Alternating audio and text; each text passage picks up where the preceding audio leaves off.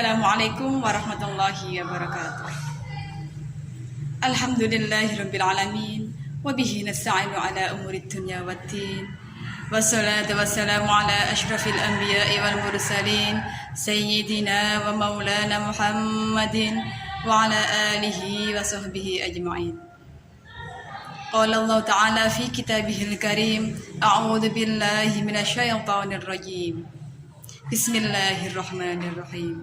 Ya ayyuhalladzina amanu kutiba alaikumus syiyamu kama kutiba alal ladzina min qablikum la'allakum tattaqun. Al-ayah, amma ba'du.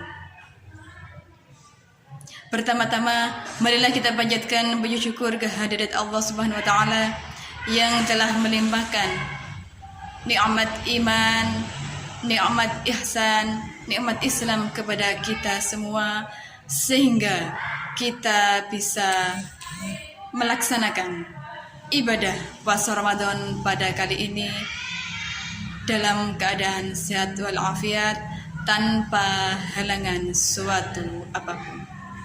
Kedua kalinya, salawat serta salam selalu kita haturkan kepada Nabi Muhammad SAW yang telah membawa kita dari zaman jahiliyah menuju zaman yang terang benderang, yakni ad-dinul Islam. Baiklah, pada kesempatan kali ini perkenankan saya akan menyampaikan materi tentang sholat adalah sebagai tiang agama. Sebagai seorang muslim, kita tentu tahu bahwa sholat adalah kewajiban bagi seorang mukmin. Rasulullah SAW pernah bersabda bahwa sholat adalah tiang agama. As-sholatu imaduddin, faman aqamaha faqad aqamaddin, wa man tarakaha faqad hadamaddin. Bahwa sholat merupakan tiang agama. Ini diibaratkan seperti sebuah bangunan atau sebuah rumah, yang apabila sebuah rumah atau bangunan tersebut memiliki tiang atau pondasi yang kokoh, tentu saja rumah atau bangunan tersebut akan kokoh berdiri dan tidak akan mudah roboh.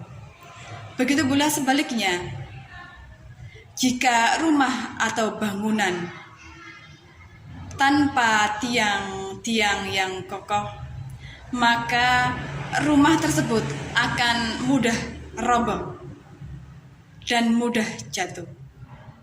Karena hal inilah, sebagai seorang muslim, kita harus menjalankan sholat dengan sebaik-baiknya.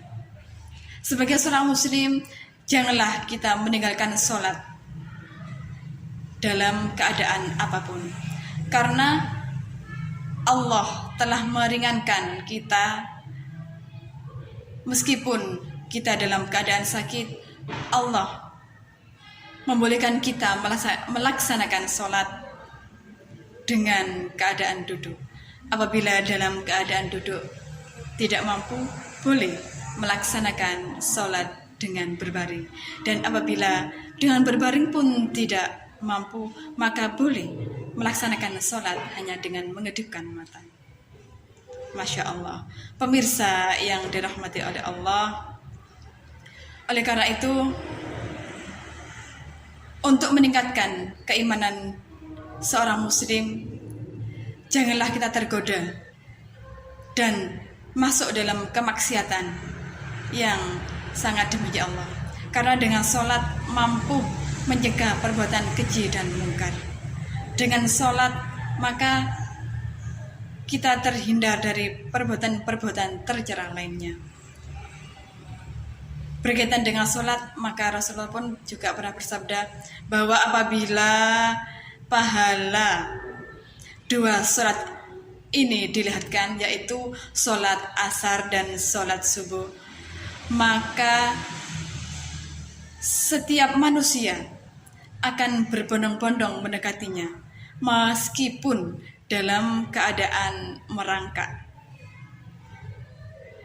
Dari perkataan dan dari sabda Rasulullah ini membuktikan bahwa Allah telah memberikan pahala yang sangat besar kepada seluruh umat muslim dalam mengerjakan sholat. Intinya sholat itu pahalanya sangat besar sekali, ya. Pemirsa yang dirahmati oleh Allah,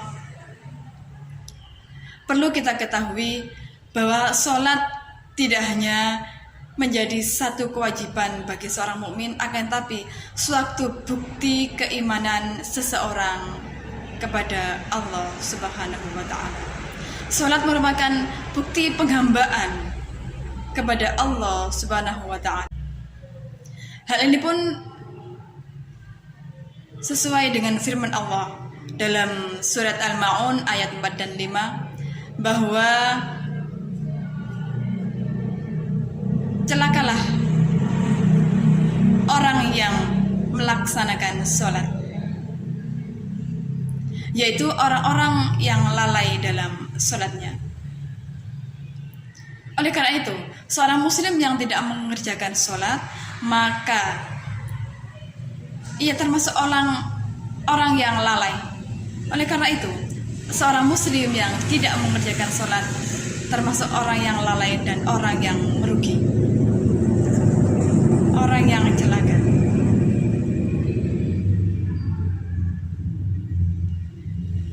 Dalam surat Al-Ma'un ayat 4 dan 5 dijelaskan bahwa kenapa orang yang melaksanakan sholat tapi kok celaka, yaitu orang-orang yang lalai dalam sholatnya. Sudah tahu waktunya sholat tapi masih asik bermain HP. Sudah waktunya sholat masih asik menyaksikan sinetron, masih asik menyaksikan televisi. Oleh karena itu, seorang muslim yang taat, marilah pada kesempatan yang mulia ini, pada bulan yang mulia ini, marilah kita tingkatkan iman dan takwa kita kepada Allah Subhanahu wa Ta'ala. Yuk kita mulai berbenah, yuk kita selalu merubah untuk segera melaksanakan sholat.